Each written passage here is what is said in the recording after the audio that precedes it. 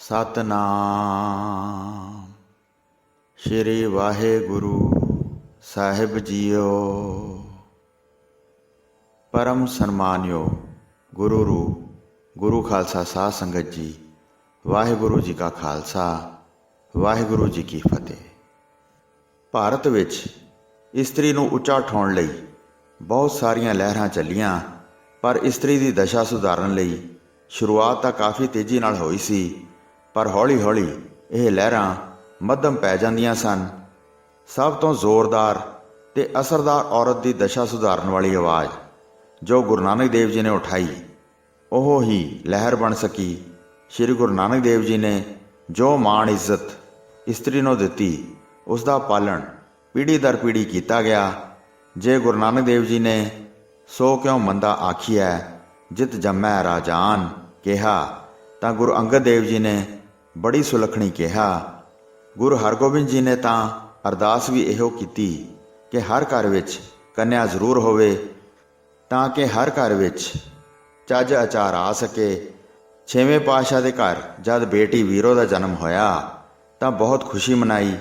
ਗੁਰਬਿਲਾਸ ਪਾਤਸ਼ਾਹੀ 6ਵੀਂ ਦਾ ਕਹਿਣਾ ਹੈ ਕਿ 6ਵੇਂ ਪਾਤਸ਼ਾਹ ਨੇ ਮਾਤਾ ਜੀ ਕੋਲੋਂ ਅਸੀਸ ਹੀ ਕੰਨਿਆ ਦੇ ਜਨਮ ਲਈ ਮੰਗੀ ਸੀ।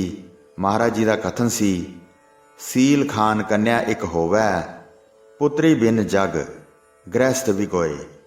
ਗੁਰੂ ਅਮਰਦਾਸ ਜੀ ਦਾ ਬੀਬੀ ਭਾਨੀ ਜੀ ਨੂੰ ਬਖਸ਼ਿਆ ਮਾਣ ਇਸਤਰੀ ਦੀ ਇੱਜ਼ਤ ਦਾ ਸਾਖੀ ਹੈ।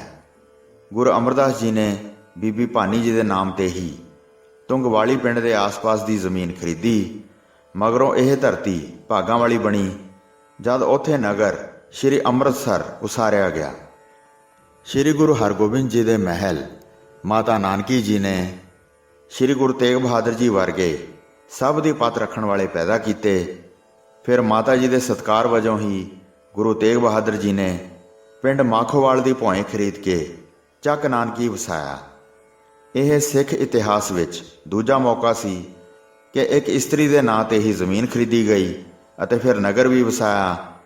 ਕੇਵਲ ਇਸਤਰੀ ਦੇ ਨਾਮ ਜ਼ਮੀਨ ਜਾਇਦਾਦ ਲਗਾ ਕੇ ਉਸ ਦੀ ਇੱਜ਼ਤ ਸਿੱਖ ਘਰ ਵਿੱਚ ਨਹੀਂ ਦਿੱਤੀ, ਸਗੋਂ ਉਸ ਦੇ ਗੁਣ ਵੀ ਦੱਸੇ। ਇਸਤਰੀ ਦਾ ਦਰਜਾ ਨੀਵਾਂ ਨਹੀਂ ਬਲਕਿ ਇੱਕ ਵੱਖਰਾ ਰੁਤਬਾ ਰੱਖਦਾ ਹੈ। ਸਭ ਪਰਵਾਰੈ ਮਾਹੇ ਸ੍ਰੇਸ਼ਟ, ਮਤੀ ਦੇਵੀ ਦੇਵਰ ਜੇਸ਼ਟ। ਔਰਤਾਂ ਨੂੰ ਤਾਂ ਕਈ ਤਰ੍ਹਾਂ ਦੇ ਬੰਧਨ ਵਿੱਚ ਬੰਨਿਆ ਹੋਇਆ ਸੀ। ਪਰਦਾ ਪ੍ਰਥਾ, ਸਤੀ ਪ੍ਰਥਾ, ਬਾਲ ਵਿਵਾਹ, ਬਹੁ ਵਿਵਾਹ ਪ੍ਰਣਾਲੀ, ਦਾਜ ਆਦਿ ਬੰਧਨ ਰੂਪ ਹੋ ਇਸਤਰੀ ਨੂੰ ਚੰਬੜੇ ਹੋਏ ਸਨ। ਪਰ ਗੁਰੂ ਅਮਰਦਾਸ ਜੀ ਨੇ ਇਹਨਾਂ ਜਕੜਾਂ ਤੋਂ ਔਰਤ ਨੂੰ ਸਿਰਫ ਆਜ਼ਾਦ ਹੀ ਨਹੀਂ ਕਰਾਇਆ, ਸਗੋਂ ਸੁਤੰਤਰ ਵਿਚਰਨ ਦੀ ਖੁੱਲ੍ਹ ਲੈ ਕੇ ਦਿੱਤੀ। ਆਪ ਜੀ ਨੇ ਤਾਂ ਇੱਥੋਂ ਤੱਕ ਆਖ ਦਿੱਤਾ ਸੀ ਕਿ ਉਹਨਾਂ ਦੇ ਦਰਬਾਰ ਵਿੱਚ ਕੋਈ ਔਰਤ ਪਰਦਾ ਕਰਕੇ ਨਾ ਆਵੇ। ਇੱਥੇ ਇੱਕ ਗਾਥਾ ਵੀ ਆਉਂਦੀ ਹੈ, ਜਦ ਮੰਡੀ ਰਾਜ ਦੀ ਸਭ ਤੋਂ ਛੋਟੀ ਰਾਣੀ ਪਰਦਾ ਕਰਕੇ ਦਰਬਾਰ ਵਿੱਚ ਆਈ ਤਾਂ ਉਸ ਨੂੰ ਕਮਲੀ ਤੱਕ ਕਿਹਾ। ਇੱਕ ਵਾਰ ਜਦ ਸ਼੍ਰੀ ਗੁਰੂ ਹਰਗੋਬਿੰਦ ਜੀ ਡਰੋਲੀ ਟਿਕੇ ਹੋਏ ਸਨ ਤਾਂ ਉੱਥੇ ਇੱਕ ਨਵੀਂ ਵਿਆਹੀ ਸਿੱਖ ਬੱਚੀ ਡੋਲੀਓਂ ਉਤਰ ਕੇ ਆਈ। ਉਸਨੇ ਬਿਨਾਂ ਪਰਦਾ ਕੀਤੇ ਗੁਰੂ ਜੀ ਦੇ ਦਰਸ਼ਨ ਕੀਤੇ। ਉਸ ਵਕਤ ਅਜੇ ਔਰਤਾਂ ਵਿੱਚ ਇਤਨਾ ਖੁੱਲ੍ਹਾਪਣ ਨਹੀਂ ਸੀ ਆਇਆ। ਸਾਰੇ ਦੇਖ ਹੈਰਾਨ ਹੋਏ। ਸਿੱਖਾਂ ਵਿੱਚ ਸੰਗਤ ਤੇ ਪੰਗਤ ਦੀ ਰੀਤ ਨੇ ਵੀ ਕਾਫੀ ਖੁੱਲ੍ਹਾਪਣ ਲਿਆਂਦਾ। ਗੱਲ ਕੀ, ਗੁਰੂ ਜੀ ਨੇ ਤਾਂ ਹਰ ਪੱਖ ਵਿੱਚ ਔਰਤਾਂ ਨੂੰ ਉੱਚਾ ਉਠਾਉਣ ਦੀ ਕੋਸ਼ਿਸ਼ ਕੀਤੀ ਹੈ। ਗੁਰੂ ਹਰਗੋਬਿੰਦ ਜੀ ਨੇ ਆਪਣੀ ਸਪੁੱਤਰੀ ਬੀਬੀ ਵੀਰੋ ਜੀ ਨੂੰ ਸਿੱਖਿਆ ਹੀ ਐਸੀ ਦਿੱਤੀ ਕਿ ਉਹ ਲਾਡਲੀ ਬੱਚੀ ਹਰ ਵਕਤ ਫੁੱਲਾਂ ਵਾਂਗ ਖੁਸ਼ਬੂ ਹੀ ਵੰਡਦੀ ਰਹੀ। 5 ਭਰਾਵਾਂ ਦੀ ਇਕੱਲੀ ਭੈਣ ਹੋਣ ਤੇ ਭਾਵੇਂ ਭਰਾ ਕਿਤਨੇ ਲਾਡ ਲਡਾਉਂਦੇ, ਪਰ ਆਪ ਜੀ ਨੇ ਸਿੱਖਿਆ ਵੱਲ ਪੂਰਾ ਧਿਆਨ ਦਿੱਤਾ। ਬੀਬੀ ਵੀਰੋ ਜੀ ਦਾ ਜਨਮ ਸੰਮਤ 1672 ਸੰਨ 1615 ਵਿੱਚ ਸ਼੍ਰੀ ਅੰਮ੍ਰਿਤਸਰ ਮਾਤਾ ਦਮੋਦਰੀ ਜੀ ਦੀ ਕੁੱਖੋਂ ਹੋਇਆ। ਗੁਰੂ ਹਰਗੋਬਿੰਦ ਜੀ ਦੀ ਛਾਂ ਹੇਠ ਵੀਰਾ ਗੁਰਦਿੱਤਾ ਜੀ, ਸੂਰਜਮਲ ਜੀ, ਅਣੀ ਰਾਏ ਜੀ, ਅਟਲ ਰਾਏ ਜੀ ਅਤੇ ਸ਼੍ਰੀ ਗੁਰੂ ਤੇਗ ਬਹਾਦਰ ਜੀ ਨਾਲ ਹੱਸਦੀ ਖੇਡਦੀ ਭੈਣ ਵੀਰੋ ਵੱਡੀ ਹੋਈ। ਗੁਰੂ ਹਰਗੋਬਿੰਦ ਜੀ ਦੇ ਮਹਿਲ ਮਾਤਾ ਦਮੋਦਰੀ ਜੀ ਦੀ ਵੱਡੀ ਭੈਣ ਰਾਮੋ ਪਿੰਡ ਡਰੋਲੀ ਭਾਈ ਸਾਈਂ ਦਾਸ ਜੀ ਨਾਲ ਵਿਆਹੀ ਹੋਈ ਸੀ। ਇਸ ਕਰਕੇ ਗੁਰੂ ਜੀ ਦਾ ਮਾਲਵੇ ਵਿੱਚ ਆਉਣਾ ਜਾਣਾ ਲੱਗਾ ਰਹਿੰਦਾ ਸੀ। ਇਸੇ ਮੇਲ ਜੋਲ ਦਾ ਸਿੱਟਾ ਸੀ ਕਿ ਆਪ ਜੀ ਨੇ ਇੱਕੋ ਇੱਕ ਸਪੁੱਤਰੀ ਵੀਰੋ ਦਾ ਨਾਤਾ ਮਾਲਵੇ ਵਿੱਚ ਕੀਤਾ। ਇੱਕ ਵਾਰ ਜਦ ਹਰਗੋਬਿੰਦ ਜੀ ਅਕਾਲ ਤਖਤ 'ਤੇ ਬਿਰਾਜਮਾਨ ਸਨ ਤੇ ਸੰਗਤਾਂ ਜੁੜੀਆਂ ਹੋਈਆਂ ਸਨ ਤਾਂ ਮਹਾਰਾਜ ਜੀ ਨੇ ਡਿੱਠਾ ਕਿ ਇੱਕ ਬੱਚਾ ਮੈਲੇ ਕੱਪੜਿਆਂ ਵਿੱਚ ਹੈ, ਪਰ ਉਸ ਦਾ ਰੂਪ ਨਹੀਂ ਝੱਲਿਆ ਜਾ ਰਿਹਾ, ਚਿਹਰੇ 'ਤੇ ਕੋਈ ਨਿਰਾਲੀ ਆਤਮਕ ਚਮਕ ਹੈ। ਮਹਾਰਾਜ ਨੇ ਉਸ ਨੂੰ ਕੋਲ ਬੁਲਾ ਕੇ ਪੁੱਛਿਆ ਕਿ ਬੇਟਾ ਤੇਰਾ ਨਾਮ ਕੀ ਹੈ। ਬੇਟੇ ਨੂੰ ਗੁਰੂ ਵੱਲ ਜਾਂਦਾ ਤੱਕ ਉਸ ਦਾ ਪਿਤਾ, ਜੋ ਉਸ ਦੇ ਨਾਲ ਹੀ ਖੜਾ ਸੀ, ਉਹ ਵੀ ਨਾਲ ਉੱਠਿਆ। ਬੇਟੇ ਦੀ ਥਾਂ ਪਿਤਾ ਨੇ ਕਿਹਾ, ਜੀ ਮੇਰਾ ਨਾਂ ਧਰਮਾ ਹੈ ਤੇ ਇਹ ਮੇਰਾ ਪੁੱਤਰ ਹੈ ਜਿਸ ਦਾ ਨਾਮ ਸਾਧੂ ਹੈ। ਮਹਾਰਾਜ ਜੀ ਨੇ ਜਦ ਬੀਬੀ ਵੀਰੋ ਨਾਲ ਰਿਸ਼ਤਾ ਕਰਨ ਦੀ ਗੱਲ ਕਹੀ ਤਾਂ ਧਰਮਾ ਨੇ ਹੱਥ ਜੋੜ ਕੇ ਕਿਹਾ ਕਿ ਮੈਂ ਬਹੁਤ ਗਰੀਬ ਹਾਂ। ਪਰ ਗੁਰੂ ਮਹਾਰਾਜ ਜੀ ਨੇ ਕਿਹਾ, ਭਾਈ ਧਰਮੇ, ਕੌਣ ਹੈ ਸੰਸਾਰ ਵਿੱਚ ਵਾਹਿਗੁਰੂ ਤੋਂ ਬਗੈਰ ਅਮੀਰ? ਸੰਕੋਚ ਨਾ ਦਿਖਲਾ, ਤੁਹਾਡਾ ਪੁੱਤਰ ਬੜਾ ਭਾਗਵਾਨ ਹੈ। ਇਹ ਸ਼ਿਵ ਅਵਤਾਰ ਸਮਾਨ ਹੈ, ਇਹ ਤਾਂ ਕੁੱਲ ਤਾਰਨ ਆਇਆ ਹੈ। ਜਦ ਮਾਤਾ ਦਮੋਦਰੀ ਜੀ ਨੇ ਵੀ ਇਸ ਕੀਤੇ ਰਿਸ਼ਤੇ ਤੇ ਰਤਾ ਕੋ ਕਿੰਤੂ ਕੀਤਾ ਤਾਂ ਵੀ ਮਹਾਰਾਜ ਨੇ ਕਿਹਾ, ਦਮੋਦਰੀ ਜੀ, ਇਸ ਦੇ ਮੈਲੇ ਕੱਪੜਿਆਂ 'ਤੇ ਨਾ ਜਾਓ, ਇਹ ਤਾਂ ਗੋਦੜੀ ਵਿੱਚ ਲਾਲ ਹੈ। ਇਹ ਜੋੜੀ ਤਾਂ ਧੁਰਾਂ ਤੋਂ ਬਣੀ ਹੋਈ ਹੈ। ਸਾਧੂ ਰਾਮ ਦੀ ਮਾਤਾ ਨੰਦ ਕੌਰ ਤਾਂ ਸੁਣਦੇ ਸਾਰ ਆਨੰਦਿਤ ਹੋਏ। ਬੀਬੀ ਵੀਰੋ ਦਾ ਵਿਆਹ 26 ਜੇਠ 1629 ਨੂੰ ਝਬਾਲ, ਜ਼ਿਲ੍ਹਾ ਅੰਮ੍ਰਿਤਸਰ, ਪਹਿਲੀ ਜੰਗ ਉਪਰੰਤ ਅਗਲੇ ਦਿਨ ਹੋਇਆ।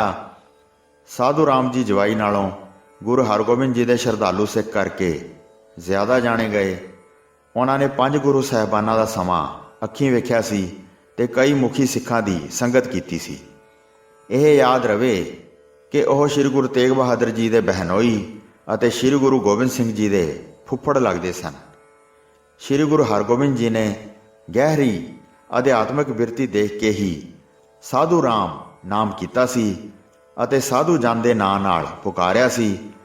ਸਾਧੂ ਜਨ ਆਪੂ ਵੀ ਲਿਖਦੇ ਹਨ, ਮੈਂ ਮਾਮੂਲੀ ਖੱਤਰੀ ਪੁੱਤਰ ਸਾਂ, ਸਧਾਰਨ ਹਟਵਾਣੀਆਂ, ਪਰੰਤੂ ਗੁਰੂ ਜੀ ਨੇ ਕਿਰਪਾ ਕਰਕੇ ਮੈਨੂੰ ਸੱਚਮੁੱਚ ਸਾਧੂ ਜਨ ਬਣਾ ਦਿੱਤਾ।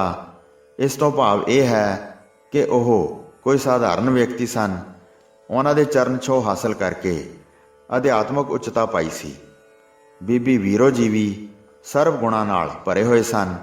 ਭੈਣ ਵੀਰੋ ਦਾ ਚਾਅ ਤਾਂ ਉਸ ਵਕਤ ਵੇਖਣ ਵਾਲਾ ਸੀ ਜਦ ਭੈਣ ਨੇ ਭਰਾ ਬਾਬਾ ਗੁਰਦਿੱਤਾ ਜੀ ਦੇ ਵਿਆਹ 'ਤੇ ਵਾਗਾਂ ਫੜਾਈਆਂ, ਮੋਤੀਆਂ ਦੀ ਮਾਲਾ ਦਿੱਤੀ।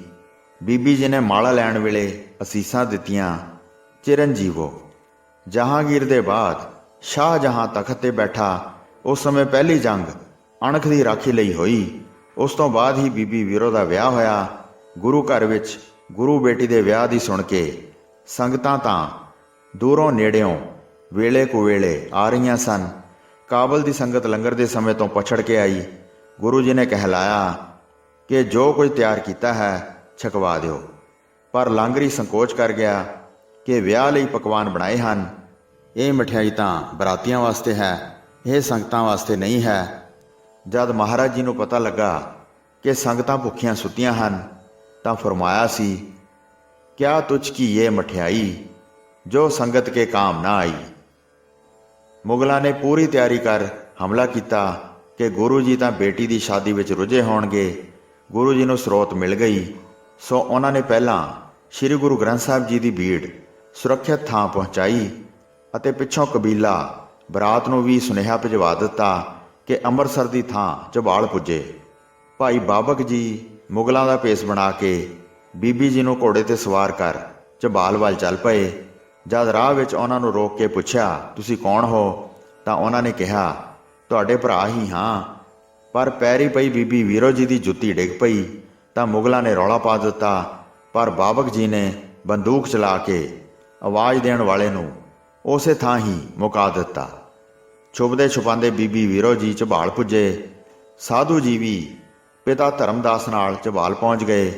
ਯੁੱਧ ਦੀ ਸਮਾਪਤੀ ਤੇ ਜਿੱਤ ਤੋਂ ਬਾਅਦ ਗੁਰੂ ਜੀ ਹਰਮੰਦਰ ਸਾਹਿਬ ਮੱਥਾ ਟੇਕ ਝਬਾਲ ਆਏ ਤਾਂ ਉੱਥੇ ਬੀਬੀ ਵੀਰੋ ਜੀ ਦਾ ਆਨੰਦ ਕਾਰਜ ਸੰਪੂਰਨ ਕੀਤਾ। ਬੱਚੀ ਵੀਰੋ ਨੂੰ ਵਿਦਾ ਕਰਨ ਵੇਲੇ ਸ੍ਰੀ ਗੁਰੂ ਹਰਗੋਬਿੰਦ ਜੀ ਨੇ ਇਹ ਉਪਦੇਸ਼ ਦਿੱਤਾ ਕਿ ਮੈਂ ਹੋਰ ਤੈਨੂੰ ਕੁਝ ਨਹੀਂ ਕਹਿਣਾ ਬੇਟੀ, ਸਿਰਫ ਇਹ ਆਖਣਾ ਹੈ ਕਿ ਪਤੀ ਨਾਲ ਹੀ ਸਭ ਕੁਝ ਅੱਛਾ ਲੱਗਦਾ ਹੈ। ਘਰ ਆਏ ਵਡੇਰਿਆਂ ਦਾ ਆਦਰ ਕਰਨਾ ਹੈ ਤੇ ਸੱਸ ਦੀ ਦਿਲੋਂ ਸੇਵਾ ਕਰਨੀ। ਪਤੀ ਸੇਵਾ ਇਸਤਰੀ ਲਈ ਮਹਾਨ ਸੇਵਾ ਹੈ। ਮਾਤਾ ਜੀ ਨੇ ਵੀ ਬੀਬੀ ਵੀਰੋ ਜੀ ਨੂੰ ਪਾਸ ਬਿਠਲਾ ਕੇ ਕਿਹਾ, ਬੇਟਾ ਜੇ ਇਹ ਤੈਨੂੰ ਯਾਦ ਰਿਹਾ ਕਿ ਤੂੰ ਗੁਰੂ ਹਰਗੋਬਿੰਦ ਜੀ ਦੀ ਬੱਚੀ ਹੈ ਤੇ ਗੁਰੂ ਅਰਜਨ ਦੇਵ ਜੀ ਦੀ ਪੋਤਰੀ ਹੈ ਤਾਂ ਕਦੇ ਮਾੜੀ ਸੰਗਤ ਨਹੀਂ ਬੈਠੇਂਗੀ। ਅੰਮ੍ਰਿਤ ਵੇਲੇ ਇਸ਼ਨਾਨ ਹਰ ਸੂਰਤ ਕਰ ਲੈਣਾ। ਸ਼੍ਰੀ ਗੁਰੂ ਨਾਨਕ ਦੇਵ ਜੀ ਨੇ ਕਿਹਾ ਸੀ ਕਿ ਕੁਚੱਜੀ ਉਹੀ ਹੈ ਜੋ ਸੁੱਤਿਆਂ ਹੀ ਸੂਰਜ ਚਾੜ੍ਹ ਦਿੰਦੀ ਹੈ। ਗੱਲਾਂ ਨੂੰ ਬਹੁਤ ਅੱਗੇ ਨਾ ਲੈ ਕੇ ਜਾਣਾ, ਰਿੜਕਣਾ ਨਹੀਂ। ਬਾਣੀ ਹੀ ਮੁੱਖ ਬੋਲਣਾ। ਘਰ ਦੇ ਜੋ ਵੀ ਕੰਮ ਹਨ ਬਗੈਰ ਆਖੇ ਕਰਨ ਨਾਲ ਬੜੀ ਸ਼ੋਭਾ ਹੁੰਦੀ ਹੈ, ਬਸ ਉਲਾਂਭਾ ਨਾ ਆਵੇ। ਮਾਤਾ ਦਮੋਦਰੀ ਜੀ ਨੇ ਇੰਨਾ ਹੋਰ ਕਹਿ ਕੇ ਪੁੱਤਰੀ ਸਦਾ ਧਰਮ ਮੇ ਰਹੀਓ ਵਿਦਾਇਗੀ ਦਿੱਤੀ। ਭਾਈ ਸਾਧੂ ਜੀ ਨੇ ਅੱਗੇ ਵੱਧ ਕੇ ਗੁਰੂ ਜੀ ਦੇ ਚਰਨਾਂ ਨੂੰ ਹੱਥ ਲਗਾਇਆ ਤਾਂ ਮਹਾਰਾਜ ਨੇ ਘੁੱਟ ਕੇ ਜੱਫੀ ਵਿੱਚ ਲੈ ਲਿਆ। ਸਾਧੂ ਜਨ ਵਿੱਚ ਪ੍ਰੇਮ ਦਾ ਫੁਹਾਰਾ ਛੁੱਟ ਪਿਆ। ਸਾਧੂ ਜੀ ਨੇ ਉਸ ਪ੍ਰੇਮ ਨੂੰ ਕਵਿਤਾ ਵਿੱਚ ਢਾਲ ਸੁਣਾਇਆ। ਕਿਤਨੀ ਨਿਮਰਤਾ ਸੀ ਉਹਨਾਂ ਵਿੱਚ। ਇਸੇ ਨਿਮਰਤਾ ਨੂੰ ਹੀ ਕਿਤਨੇ ਫਲ ਲੱਗੇ। ਜਿੱਥੇ ਆਨੰਦ ਕਾਰਜ ਹੋਇਆ ਸੀ ਉਸ ਥਾਂ ਦੀ ਮਹੱਤਤਾ ਦੱਸਦੇ ਗੁਰੂ ਜੀ ਨੇ ਕਿਹਾ ਕਿ ਇੱਥੇ ਮੇਲੇ ਲੱਗਣਗੇ। ਹਜ਼ਾਰਾਂ ਦੇਵਤਿਆਂ ਨੂੰ ਵੀ ਜੇ ਕੋਈ ਇਕੱਲਿਆਂ ਘਰ ਦਾਨ ਕਰੇਗਾ ਤਾਂ ਵੀ ਇਸ ਥਾਂ ਦੇ ਤੁੱਲ ਨਹੀਂ, ਕਿਉਂਕਿ ਇੱਥੇ ਆਨੰਦ ਵਿਆਹ ਹੋਇਆ ਹੈ। ਬੀਬੀ ਵੀਰੋ ਜੀ ਅਤੇ ਸਾਧੂ ਰਾਮ ਜੀ ਦੇ ਘਰ 5 ਬੇਟੇ ਸੰਗੋ ਸ਼ਾਹ, ਗੁਲਾਬ ਚੰਦ, ਜੀਤਮਲ, ਗੰਗਾ ਰਾਮ ਤੇ ਮੋਹਰੀ ਚੰਦ ਹੋਏ। ਇਹ 5 ਹੀ ਸੂਰਮੇ ਸਨ। ਸੰਗੋ ਸ਼ਾਹ ਨੂੰ ਤਾਂ ਗੁਰੂ ਜੀ ਨੇ ਖਿਤਾਬ ਹੀ ਜੰਗ ਦਾ ਵੱਡਾ ਸੂਰਮਾ ਸ਼ਾਹ ਸੰਗਰਾਮ ਦਿੱਤਾ। ਜੀਤਮਲ ਹਠੀ ਹੈ, ਗੁਲਾਬ ਚੰਦ ਗਾਜੀ ਹੈ। ਗੰਗਾ ਰਾਮ ਵਰਗਾ ਕੋਈ ਨਿਸ਼ਾਨੇਬਾਜ਼ ਨਹੀਂ ਅਤੇ ਮੋਹਰੀ ਹੌਸਲੇ ਦੀ ਮੂਰਤ ਹੈ। ਸੰਗੋ ਸ਼ਾਹ ਤੇ ਜੀਤਮਲ ਭੰਗਾਣੀ ਦੇ ਯੁੱਧ ਵਿੱਚ ਲੜ ਕੇ ਸ਼ਹੀਦੀ ਪਾ ਗਏ। ਇਸ ਦਾ ਜ਼ਿਕਰ ਗੁਰੂ ਗੋਬਿੰਦ ਸਿੰਘ ਜੀ ਨੇ ਬਚਿੱਤਰ ਨਾਟਕ ਵਿੱਚ ਖੁਦ ਕੀਤਾ। ਭਟਵਹੀ ਵਿੱਚ ਵੀ ਉਲੇਖ ਹੈ। ਬੀਬੀ ਵੀਰੋ ਜੀ ਨੇ ਆਪਣੇ ਬੱਚਿਆਂ ਨੂੰ ਉਹੀ ਸਿੱਖਿਆ ਦਿੱਤੀ ਜੋ ਉਹਨਾਂ ਨੂੰ ਪਿਤਾ ਹਰਗੋਬਿੰਦ ਜੀ ਕੋਲੋਂ ਮਿਲੀ ਸੀ। ਆਪਣਾ ਧੀ ਧਰਮ ਨਿਭਾਇਆ। ਬੱਚਿਆਂ ਨੂੰ ਧਰਮ ਦ੍ਰਿੜ ਰੱਖਣ ਅਤੇ ਚੜ੍ਹਦੀਆਂ ਕਲਾਂ ਵਿੱਚ ਰਹਿਣ ਦੀ ਸਿੱਖਿਆ ਦਿੱਤੀ। ਤਾਂ ਹੀ ਉਹ ਬੱਚੇ ਸੂਰਮੇ ਹੋਏ ਅਤੇ ਸਨਮੁਖ ਰਹਿ ਸ਼ਹੀਦੀਆਂ ਪਾਈਆਂ। ਬੀਬੀ ਵੀਰੋ ਜੀ ਨੇ ਸੱਚ ਹੀ ਗੁਰੂ ਜੀ ਦੀ ਧੀ ਬਣ ਕੇ ਪਿਤਾ ਪਿਆਰ ਦੇ ਨਵੇਂ ਪੂਰਨੇ ਪਾਏ। ਸਾਧ ਸੰਗਤ ਜੀ, ਜਿਸ ਸਥਾਨ ਤੇ ਬੀਬੀ ਵੀਰੋ ਜੀ ਅਤੇ ਭਾਈ ਸਾਧੂ ਰਾਮ ਜੀ ਦੇ ਆਨੰਦ ਕਾਰਜ ਪਿੰਡ ਝਬਾਲ ਵਿਖੇ ਹੋਏ ਸਨ, ਉੱਥੇ ਅੱਜ ਇੱਕ ਬਹੁਤ ਸੁੰਦਰ ਗੁਰਦੁਆਰਾ ਬੀਬੀ ਵੀਰੋ ਜੀ ਦੇ ਨਾਮ ਤੇ ਸੁਸ਼ੋਭਿਤ ਹੈ। ਆਨੰਦ ਕਾਰਜ ਹੋਣ ਤੋਂ ਉਪਰੰਤ ਗੁਰੂ ਜੀ ਨੇ ਇੱਥੇ ਵਰ ਬਖਸ਼ਿਸ਼ ਕੀਤਾ ਕਿ ਜਿਨ੍ਹਾਂ ਲੜਕੇ ਲੜਕੀਆਂ ਦੇ ਵਿਆਹ ਵਿੱਚ ਕੋਈ ਵਿਘਨ ਪੈ ਜਾਣਾ ਜਾਂ ਰਿਸ਼ਤਾ ਨੇਪਰੇ ਨਾ ਚੜ੍ਹਨਾ, ਉਹ ਸ਼ਰਧਾ ਭਾਵਨਾ ਨਾਲ ਆ ਕੇ ਇਸ ਸਥਾਨ ਤੇ ਅਰਦਾਸ ਬੇਨਤੀ ਕਰਵਾਉਣਗੇ। ਸਤਿਗੁਰੂ ਜੀ ਕਿਰਪਾ ਕਰਨਗੇ, ਉਹਨਾਂ ਦੇ ਅੜੇ ਹੋਏ ਕਾਰਜ ਰਾਸ ਹੋਣਗੇ। ਹੁਣ ਸਤਿਗੁਰੂ ਜੀ ਦੀ ਮਹਾਨ ਕਿਰਪਾ ਸਦਕਾ ਇੱਥੇ ਲੜਕੇ ਲੜਕੀਆਂ ਦੀਆਂ ਸੰਜੋਗ ਦੀ ਅਰਦਾਸ ਬੇਨਤੀ ਅਤੇ ਆਨੰਦ ਕਾਰਜ ਹੁੰਦੇ ਹਨ। 26-27 ਜੇਠ ਨੂੰ ਸਾਲਾਨਾ ਜੋੜ ਮੇਲਾ ਲੱਗਦਾ ਹੈ। 26 ਜੇਠ ਨੂੰ ਸ਼੍ਰੀ ਅਖੰਡ ਪਾਠ ਸਾਹਿਬ ਜੀ ਦੇ ਭੋਗ ਪੈਂਦੇ ਹਨ, ਉਪਰੰਤ ਦੀਵਾਨ ਸਾਜਦੇ ਹਨ ਅਤੇ 27 ਜੇਠ ਨੂੰ ਲਾਵਾਂ ਜੀ ਦੇ ਪਾਠ ਹੁੰਦੇ ਹਨ, ਉਪਰੰਤ ਦੀਵਾਨ ਸਾਜਦੇ ਹਨ। ਸੋ ਸਾਧ ਸੰਗਤ ਜੀ, ਦਾਸ ਵੱਲੋਂ ਹੋਈਆਂ ਭੁੱਲਾਂ ਚੁੱਕਾਂ ਦੀ ਖਿਮਾ ਬਖਸ਼ਣੀ ਜੀ। ਦਾਸ ਨੂੰ ਆਗਿਆ ਦਿਓ। ਵਾਹਿਗੁਰੂ ਜੀ ਕਾ ਖਾਲਸਾ, ਵਾਹਿਗੁਰੂ ਜੀ ਕੀ ਫਤਿਹ।